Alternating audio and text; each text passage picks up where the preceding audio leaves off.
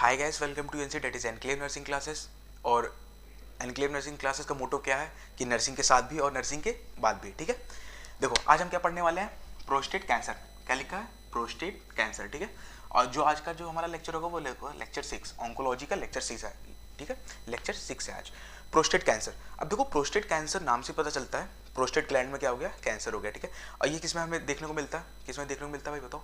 Man किस में मिलता है, मेल्स में या फीमेल्स में? मेल्स में मिलता है। ठीक है, ये हो गया।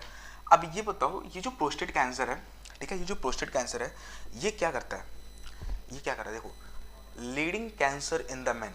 ठीक है, ये जैसे ये कुछ कैंसर जो मोस्ट कॉमन कैंसर हो गया। ठीक है, most common cancer in the world या most common cancer in India. तो ये क्या होता है, ये प्रोस्टेट कैंसर जो है ना, ये लीडिंग कैंसर है, लीड कर रहा है अभी। आगे आने वाले 5 से 10 सालों में देखना ये भी एक मोस्ट कॉमन कैंसर ही हो जाएगा। तो ये क्या हो जाएगा, ये एक लीडिंग कैंसर है इन मैन। ठीक है, in man in the world, पूरे वर्ल्ड में। ठीक है, और ये प्रोस्टेट कैंसर देखने को कब मिलता है मैं बताओ? क्या बच्चों में मिलता है हमें देखने को? मोस्टली किस में देखने को मिलता है बताओ? देखो जो एज अबव 50 ईयर्स होते हैं ना, 50 ईयर्स, उनमें देखने को मिलता है। अब मैं आपको बताऊंगा कि 50 साल से अबव के एज में ही क्यों मिलता है भाई, 50 साल के नीचे क्यों नहीं मिल रहा? थोड़ा सा दिमाग लगाओ, लॉजिक लगाओ, क्रिटिकल थिंकिंग करना है। ठीक है, अपने आप को क्या करना है, क्रिटिकल थिंकिंग, अलग चलना है। किससे अलग चलना है? भीड़ से अलग अलग चलना है। ठीक है, ये 50 साल के बाद ही क्यों दिखता है, 50 साल के अंदर क्यों नहीं दिखता? पहला क्वेश्चन यहाँ पे, पहला क्वेश्चन बनता है, पहला क्वेश्चन बनता है यहाँ पे। ठीक है, पहला क्वेश्चन बनता है। दूसरा, ये जो प्रोस्टेट कैंसर है ये टेस्टोस्टेरोन डिपेंडेंट ट्यूमर कहते हैं। हम इसको टेस्टोस्टेरोन डिपेंडेंट ट्यूमर भी कह सकते हैं। क्या? टीडीटी कहते हैं, टीडीटी, सिंपल सा फंडा में। टेस्टोस्टेरोन डिपेंडेंट ट्यूमर भी इसे कहा जाता है प्रोस्टेट कैंसर को। ठीक है, ये हो गया, ये हो गया, ये हो गया। अब देखो क्वेश्चन क्या कहता है, मोस्ट कॉमन साइट क्या होता है? अब थोड़ा सा दिमाग लगाइए, मैंने आपको क्या पढ़ाया था, क्या पढ़ाया था इसके पहले? किडनी सिस्टम पढ़ाया था, किडनी पढ़ाया था। उसमें मैंने आपको क्या पढ़ाया था, बीपीएच के बारे में पढ़ाया था कि नहीं? बीपीएच के बारे में पढ़ाया था कि नहीं? बिनाइन प्रोस्टेट हाइपरप्लेक्सिया पढ़ाया था कि नहीं? पढ़ाया था कि नहीं? याद करो याद करो याद करो, पढ़ाया था ना, पढ़ाया था ना बीपीएच। अब मैंने आपको बीपीएच में बताया था कि बीपीएच में कितने लोग, बिनाइन प्रोस्टेट, प्रोस्टेट ग्लैंड के कितने लोब्स होते हैं? कितने लोब्स होते हैं बताओ? कितने लोब्स होते हैं प्रोस्टेट के? 5 लोब होते हैं, 5 लोब होते हैं। याद आया, याद आया, याद आया? 5 लोब्स होते हैं, 5 लोब्स होते हैं। अब ये 5 लोब्स होते हैं, कौन कौन से होते हैं बताओ? अब आप बताओ कितने लोब्स होते हैं बताओ? मैंने बता दिया 5 लोब्स होते हैं, बताओ। 2 मिनट वीडियो को पॉज करो, वीडियो को पॉज किया, कर लिया, थोड़ा सा सोचो, रिवाइज करो, रिवाइज करो, पन्ना पलटो, कॉपी के नोट्स पन्ने पलटो, पलट लिया, हो गया, मिला मिला मिला मिला। देखो क्या होता है, जो 5 लोब्स होते हैं ना, उसमें सबसे पहले होता है मीडियन लोब। मीडियन लोब हो गया, ये जो होता है ये होता है प्रोस्टेट लोब। ठीक है, ये होता है तुम्हारा लैटरल लोब, यहाँ पे भी लैटरल लोब होता है। ठीक है, और यहाँ पे तो जो तुम्हारा होता है वो जो होता है मोस्ट कॉमन, हाँ, यहाँ जो होता है वो होता है एंटीरियर लोब। ये हो गया। ठीक है, 5 लोब हो गए, 1 2 3 4 5, 5 लोब हो गए। ठीक है, अब जो बीपीएच होता है, बीपीएच जो होता है वो किस लोब में होता है बताओ? मैंने आपको बताया है, पढ़ाया है आपको, किस में होता है? वो होता है मीडियन लोब में। यहाँ पे जो मिलता है हमें वो मिलता है बीपीएच का केस मिलता है। बीपीएच के केस में हम क्या करते हैं, मीडियन लोब को रिमूव ऑफ कर देते हैं। ठीक है, लेकिन जब हम प्रोस्टेट कैंसर की बात करते हैं ना, प्रोस्टेट कैंसर में मोस्ट कॉमन साइट कौन सा होता है? तो ये प्रोस्टेट लोब जो होता है ना, ये पोस्टीरियर लोब, ये होता है। ये जो साइड है पोस्टीरियर लोब जो होता है वो मोस्ट कॉमन साइड होता है। कौन सा लोब होता है? Posterior, posterior lobe. Posterior lobe जो होता है मेरे भाई, क्वेश्चन करके क्वेश्चन क्या पूछ के आएगा कि बीपीएच का पूछ रहा है। अगर बीपीएच का पूछ रहा है तुमसे, बिनाइन प्रोस्टेट हाइपरप्लेक्सिया का पूछ रहा है, तब हमें बोलना मीडियन लोब। अगर प्रोस्टेट ग्लैंड का पूछ रहा है, देखो प्रोस्टेट ग्लैंड से क्या होता है, यहाँ पे पी है, पी है, यहाँ पे पी है, पहला अक्षर पी है ना, फर्स्ट लेटर, यहाँ पे भी पी है, सिंपल सा ट्रिक बन गया, ट्रिक बन गया। ठीक है, बन गया, निमोनिक बन गया, ट्रिक बन गया, पी पी उठा के लगा दो मोस्ट कॉमन साइड में। ठीक है, ये हो गया। अब मैं आपसे ये पूछता हूँ कि बीपीएच की सर्जरी में, ठीक है, बीपीएच की सर्जरी में हम क्या कर रहे थे? बीपीएच की सर्जरी, बीपीएच का जो मैनेजमेंट था, बिनाइन प्रोस्टेट हाइपरप्लेक्सिया, उसके मैनेजमेंट में क्या कर रहे थे? टीयूपीआर, टीयूपीआर कर रहे थे। टीयूपीआर क्या होता है बताओ? टीयूपीआर क्या होता है भाई? आपने जैसे वीडियो को पॉज किया 2 मिनट, ठीक है, वीडियो को पॉज करने के बाद आपने क्या सोचा कि 5 लोब्स होते हैं, बिना prostate, median, anterior, lateral, lateral. ठीक है, ये हो गया। अब जैसे आपने इसको सोच लिया 5 लोब्स हैं, 5 लोब्स हैं, ऐसे ठीक इसको भी सोचिए आप। टीयूपीआर क्या होता है? टीयूपीआर क्या होता है? सिंपल सा फंडा भाई, टीयूपीआर क्या होता है बताओ? बीपीएच में मैंने आपको पढ़ाया है, बीपीएच में पढ़ाया है, इतना जल्दी नहीं भूल सकते तुम भाई, इतना जल्दी नहीं भूल सकते। इतना जल्दी बोल रहे हो तो रिवाइज मारो, रिवाइज करो। ठीक है, टीयूपीआर क्या होता है? देखो ट्रांस, टी से ट्रांस हो गया, यू से यूरेथ्रल हो गया, आर से रेस्ट्रिक्शन हो गया और पी से प्रोसीजर हो गया, ठीक है। ट्रांस यूरेथ्रल रेस्ट्रिक्शन होता है, ये होता है TUPR। अब कोई एक पेशेंट है, मैं यहाँ पे सिनेरियो उठा रहा हूँ कि एक पेशेंट है, ठीक है, एक मैन है जो कि उसको क्या हुआ TUPR। अभी उसको TUPR होने के बाद क्या उसे प्रोस्टेट कैंसर हो सकता है? यस और नो, यस और नो। अगर एक पेशेंट है जिसको TUPR हुआ है, उसमें आप आफ्टर TUPR उसे जो है क्या ये हो सकता है प्रोस्टेट कैंसर? यस या नो में मुझे जवाब दीजिए, यस या नो, बताओ। वीडियो को पॉज कर लिया 2 मिनट, किया, थोड़ा सा दिमाग लगाया, सोचा सोचा सोचा, अब मुझे बताओ क्या होता है। हो गया, कर लिया। देखो उसको 100% चांस है कि आफ्टर BPH उसे प्रोस्टेट कैंसर हो सकता है, इसे 100% चांस है। कैसे हो सकता है? देखो मैं आपको बताता हूँ। ये कौन सा लोब दिख रहा? BPH में हम कौन सा लोब को रिमूव करते हैं? मीडियन लोब को रिमूव करते हैं। मीडियन लोब को रिमूव कर दिया हमने। अब जब हम मीडियन लोब को रिमूव करते हैं तो ये जो पोस्टीरियर लोब है ना, इस पे प्रेशर पड़ता है, जिसके वजह से प्रोस्टेट कैंसर होने के चांसेस इंक्रीज हो जाते हैं। क्या समझे? अगर कोई पेशेंट है जो कि BPH का है और BPH के पेशेंट को आफ्टर देखना 5 से 10 साल के बाद, अप्रोक्स 5 से 10 साल के बाद वो कंप्लेन लेके आएगा मेरे पास, क्या? प्रोस्टेट कैंसर का, प्रोस्टेट कैंसर का कंप्लेन लेके आएगा। इस बात को नोट कर लो आप लोग कि भाई जिसको भी BPH है उसको 5 से 10 साल के बाद उसे पक्का कंफर्म है कि उससे प्रोस्टेट कैंसर होने के चांसेस है। 90% नहीं 95% केस बनता है। क्या समझे आप लोग? 95% केस बनता है कि उसे प्रोस्टेट कैंसर होने का चांस हो सकता है, ठीक है। फर्दर ये हो गया। अब मैं दूसरा क्वेश्चन क्या है कि उसको 50 साल के बाद ही क्यों होता है? 50 साल के बाद ही क्यों हो रहा है? यहाँ पे मैंने क्वेश्चन लगाया था ना, सबका आंसर मिलेगा भाई, सबका आंसर मिलेगा, ठीक है। ये इसको 50 साल के बाद ही क्यों होता है? देखो प्रोस्टेट ग्लैंड एनलार्जमेंट कब होता है? प्रोस्टेट ग्लैंड का एनलार्जमेंट कब होता है? ओल्ड एज में होता है ना, ओल्ड एज में होता है। ओल्ड एज में होने की वजह से क्या होगा? एनलार्ज होगा तो उसको पेशेंट कहाँ जाएगा? BPH की तरफ जाएगा। बिनाइन प्रोस्टेट हाइपरप्लेक्सिया होगा उसे, बिनाइन प्रोस्टेट हाइपरप्लेक्सिया होगा तो क्या होगा? उसको सर्जरी होगी TUPR करके, फिर उसको जब सर्जरी होगी उसका मीडियन लोब निकलेगा, मीडियन लोब निकलेगा तो क्या होगा? P वाला बच्चा prostate lobe, sorry posterior lobe, posterior lobe में कैंसर होगा, प्रोस्टेट कैंसर हो जाएगा, प्रोस्टेट कैंसर हो जाएगा। क्या समझे भाई? पेशेंट है 50 साल का, उसका प्रोस्टेट ग्लैंड का एनलार्जमेंट हुआ, एनलार्जमेंट की वजह से क्या गया? पेशेंट वहाँ गया सर्जरी के पास, या फिर उसका कोई BPH हो गया, बिनाइन प्रोस्टेट हाइपरप्लेक्सिया, तो उसका सर्जरी होगा TUPR होने के बाद क्या होगा? 5 से 10 साल के बाद उससे कैंसर होना तय है, ठीक है। ये हो गया वाले प्रोस्टेट ग्लैंड के मोड ऑफ स्प्रेड, ठीक है। ये प्रोस्टेट कैंसर जो है वो कैसे कैसे स्प्रेड होता है? देखो सबसे पहले जो स्प्रेड इसका रूट है ना वो डायरेक्ट इन्वेजन है, डायरेक्टली ये होता है, ठीक है। पहला पॉइंट हो गया। दूसरा पॉइंट क्या होता है कि मेटास्टैटिस टू द लंबोसैक्रल स्पाइन, ठीक है। अब यहाँ पे जो टर्म है लंबोसैक्रल स्पाइन क्या रिप्रेजेंट करता है?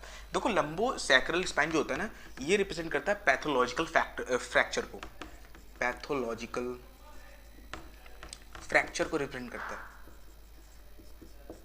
ठीक है। पैथोलॉजिकल फ्रैक्चर को रिप्रेजेंट करता है ये तुम्हारा लंबोसैक्रल स्पाइन, ठीक है। पैथोलॉजिकल फ्रैक्चर को रिप्रेजेंट करता है, मेटास्टैटिस, ठीक है। ये हो गया तुम्हारा mode of spread. Mode of spread कितने टाइप्स के होते हैं? देखो मोस्ट जो कॉमन होता है ना, अगर कॉमनली बात करें, मोस्ट कॉमन जो होता है वो तुम्हारा यही होता है, डायरेक्ट इन्वेजन, क्योंकि डायरेक्ट ही हो रहा है उस पेशेंट को, क्योंकि पेशेंट क्या होता है 50 साल के बाद क्या हो रहा है कि एनलार्जमेंट हो रहा है प्रोस्टेट ग्लैंड का एनलार्जमेंट होने की वजह से क्या होता है, अगर वो पेशेंट क्या था BPH पे जाता है, BPH के बाद उन्हें 5 से 10 साल के बाद प्रोस्टेट कैंसर हो जाता है उसे, तो मोस्ट कॉमन क्या है? डायरेक्ट इन्वेजन ही होता है।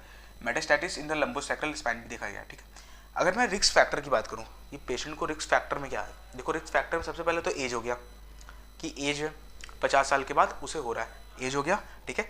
उसके बाद कुछ केसों में केसेस में देखा गया कि स्मोकिंग भी एक कॉज होता है। उसके बाद क्या हो गया? Exposure to heavy material, exposure to heavy material, ये हो गया, ठीक है।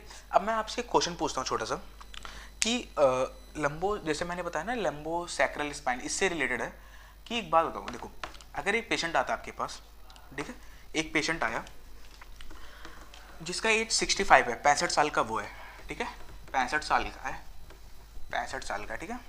बताता हूँ, देखो अगर एक पेशेंट आया हमारे पास, एक पेशेंट है, ठीक है, वो 65 ईयर्स का है, 65 ईयर्स का है, 65 साल का है, 65 साल का, ठीक है।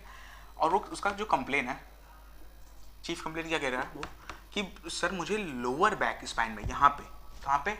यहाँ पे, ठीक है, इस एरिया में मुझे पेन हो रहा, लोअर स्पाइन में पेन हो रहा है। तो एज अ नर्स आप क्या कंसिडर करोगे?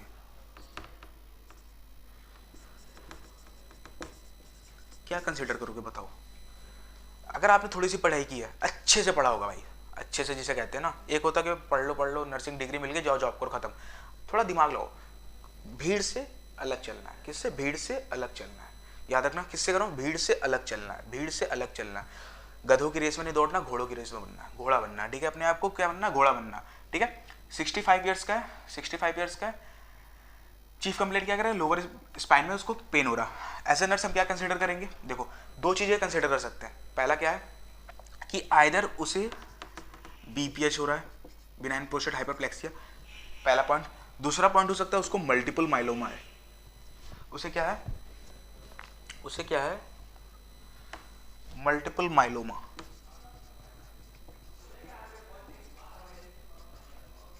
ठीक है? Multiple myeloma.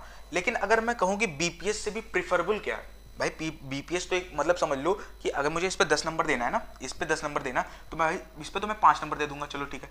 इस पे मैं 3 नंबर दूंगा, क्यों? बीपीएस कह सकते हैं, लेकिन अगर मैं 5 में 5 लाना ना, तो बीपीएस को ना कह के मैं ये कह दूं कि प्रोस्टेट कैंसर डायरेक्ट, और या तो फिर मल्टीपल माइलोमा। पेशेंट आया 65 ईयर्स का है, जिसको लोअर स्पाइन पेन है। लोअर स्पाइन पेन क्यों होता है? देखो, सिंपल सा फंडा बताता हूँ। लोअर स्पाइन पेन क्यों होता है? जब प्रोस्टेट ग्लैंड का एनलार्जमेंट होता है, प्रोस्टेट ग्लैंड का एनलार्जमेंट होगा तो क्या होगा? यूरेटर पे प्रेशर पड़ेगा। यूरेटर पे प्रेशर पड़ने की वजह से क्या होता है कि हमारी जो स्पाइन है, ये स्पाइन पे प्रेशर पड़ता है। प्रेशर पड़ने की वजह से क्या होता है कि वहाँ पे फ्रैक्चर होना शुरू हो जाता है। फ्रैक्चर होता है और बहुत ज़्यादा पेशेंट को बहुत पेन होता है लोअर स्पाइन में, ठीक है?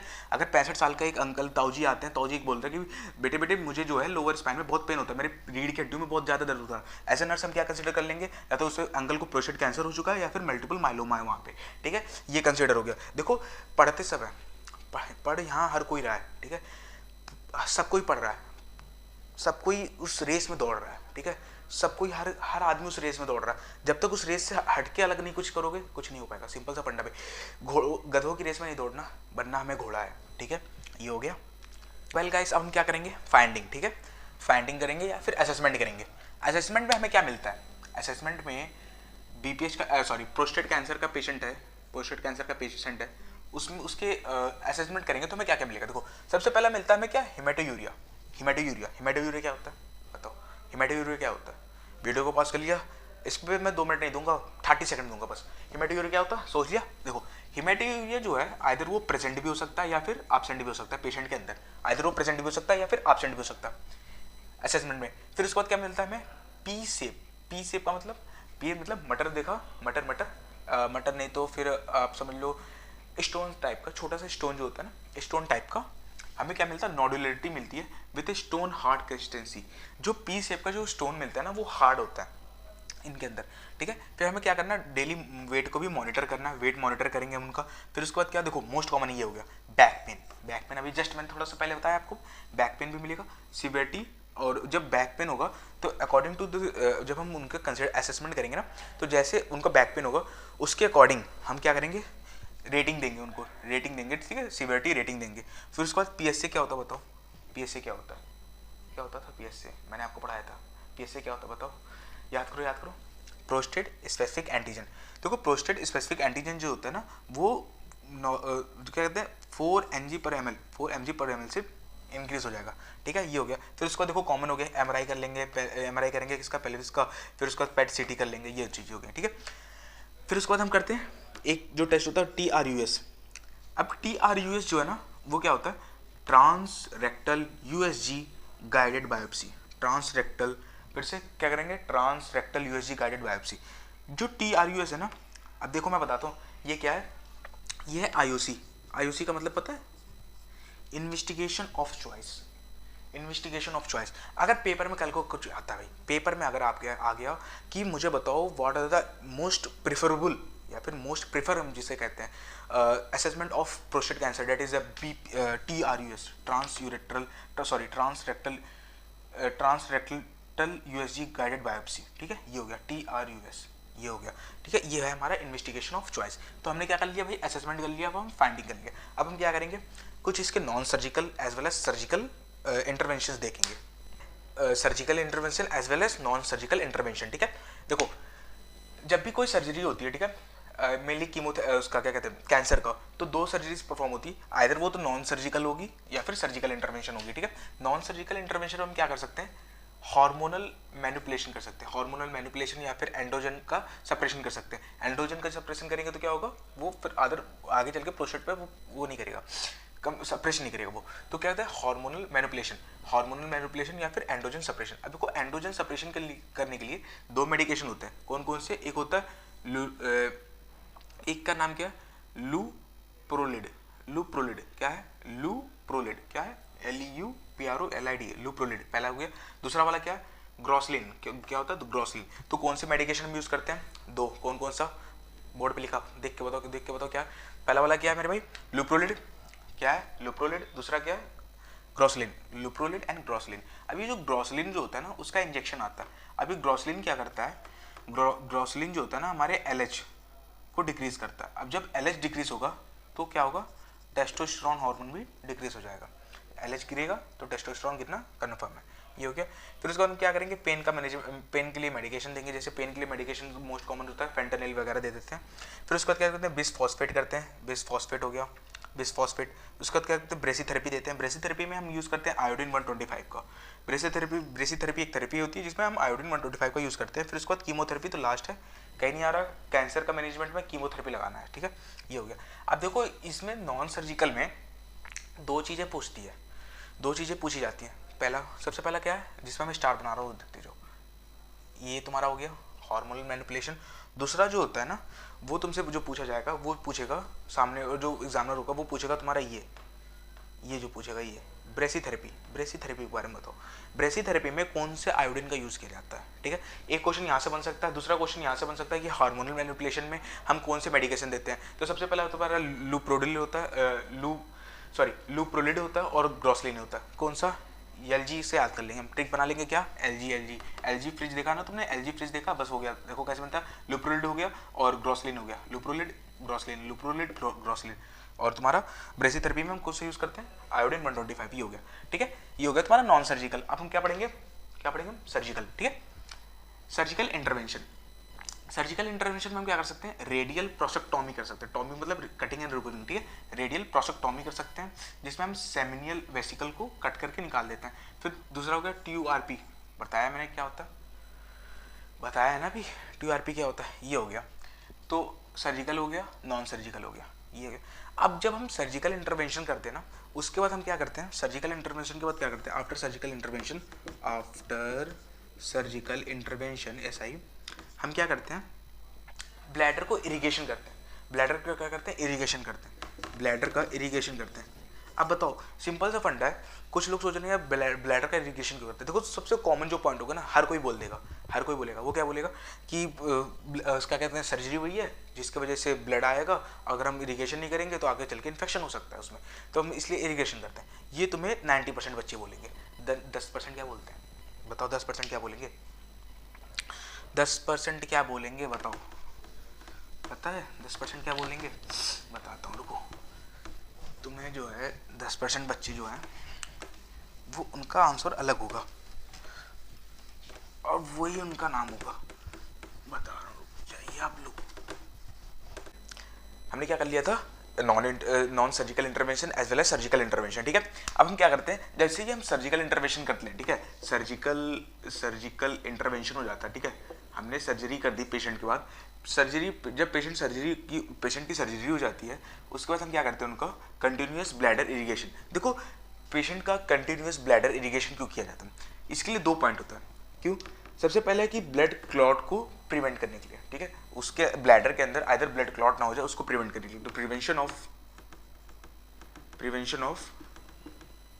ब्लड क्लॉट, ठीक है, क्लॉट ना बने उसको प्रिवेंशन करने के लिए हम क्या करते हैं, ब्लैडर का इरिगेशन करते रहते हैं, ठीक है, या फिर ब्लड क्लॉट या फिर रिटेंशन ऑफ ब्लड क्लॉट या फिर